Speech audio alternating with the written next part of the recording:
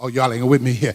See, it was not the potter, it was the power of God. First of all, my brothers and sisters, what you got to understand, that life is a work on the wheel. And what God has done, God has given us a mind to originate the power for change, the power to make us different than we were before. You have a mind. Let this mind be in you, which is also in Christ Jesus. Be ye transformed by the renewing of your mind, that you may, yes, prove what is that good and I wished I had an acceptable will of God. My problem is here, my brothers and sisters, that society have not received the word enough to be transformed, that they can be the proof of the vessel that he had called us to be.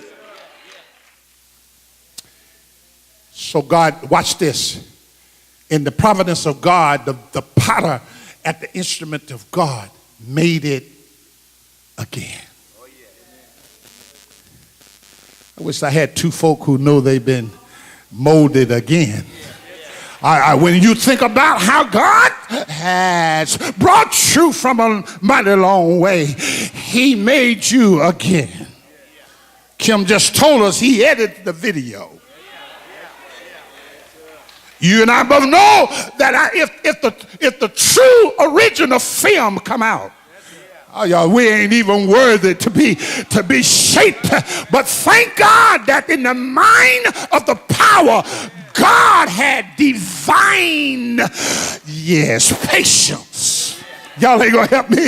I thank God for if the work on the life of the wheel, if the life is in the work of the wheel, it takes an original mind of God. It takes the transforming power of the mind to receive God's purpose and plan and power to make a difference in our lives. I ain't got but two more points if you just stay with me, because what I found out that the potter, as he was working, it was God who was working behind the scene.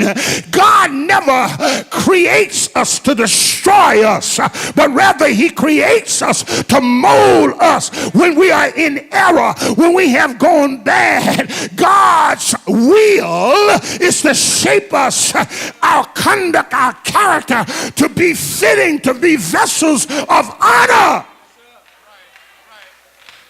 And when this potter was making, he had to have some patience. Y'all ain't gonna talk to me. He had to have patience. He said, well, this thing ain't shaping up the way I want to, but he kept on spinning the wheel. He kept on spinning it. He kept on shaping it. And when it came to form, he'd break it. I wished I had every now and then. If you're gonna get to the next level in God's expectation, your will have to be broken. Your selfishness have to be broken. You got to break up the fallow ground of your life, because as long as God have the patience to wait on us, that's why we ain't got no time to be up here shucking, well, this is an old term, and jiving. Y'all excuse me, I have to step back into my roots. That's what my grandmama called it, shucking and jiving.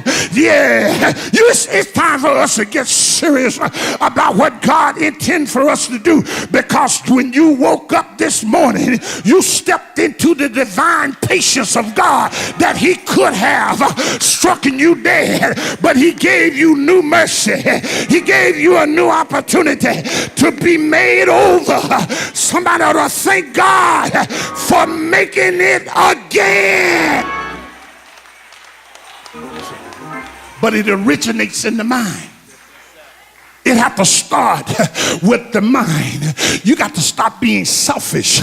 You got to stop being egotistical. You got to submit yourself to the will of God. You got free will. You can make the choice whatever you want to. But apparently what God was saying, as Jeremiah was watching, he could have been discouraged. He said, wait a minute, that vessel ain't shaping up to what it's supposed to be. So he watched the potter. He break it and made it again. Is there anybody here that know God is patient? He's patient with your selfishness. He's patient with your absence from his service. He's patient with your will something else other than his. I wish I had time.